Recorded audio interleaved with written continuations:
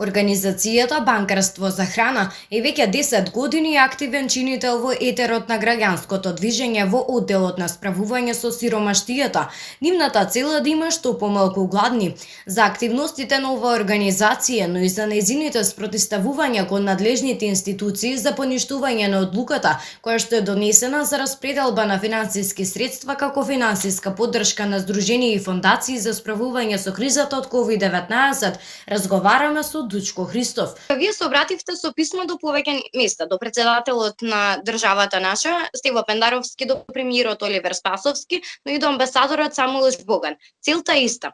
Што е оно што ве поттикна да го поднесете овој приговор? Ние како организација аплициравме, беа предодредени 900.000 денари по проект, околу 30 милиони денари, тоа се околу 500.000 евра за сите организации кои што аплицираат и надевајќи се на она што го имаме направено и зад нас, ја укажав на некои моменти, но и во моменти на кризата за COVID-19, а и оно што планирахме со истите средства да го со тие средства да го направиме, ни даваше за право дека сме една од ретките кандидати организации, полагајќи голема надеж на тоа дека ќе се добие тој грант, и одеднаш доаѓа Ладен Туш, вели, вие сте одбиени. Во приговорот поставуваат 6 прашања до надлежните институции. Најголемниот сомнеш, како што вели Христов, го представуваат во 6-тото прашање кое што гласи: како успеа да ги прочитаат 549 апликации, испадна дека се многу повеќе, за рекордно време за нешто помалку од 24 часа.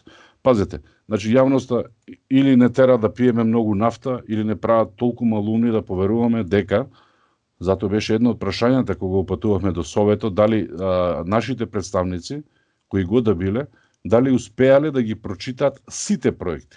Бидејќи, некој паметен, а ние сите имаме тие паметни телефони и дигитрончиња, израчунавме колку време имат на располагање, колку страни еден проект, пошто знаеме 5 до 7 страни е, 2 до 3 страни буџет, да проверат тековна состојба кој кога е формиран, да види едноставно таа тековна состојба дали е во ред или не. И сето тоа да го направи за некаде околу 3,5 минути по проект. Немојте да ни ја вреѓате интелигенцијата.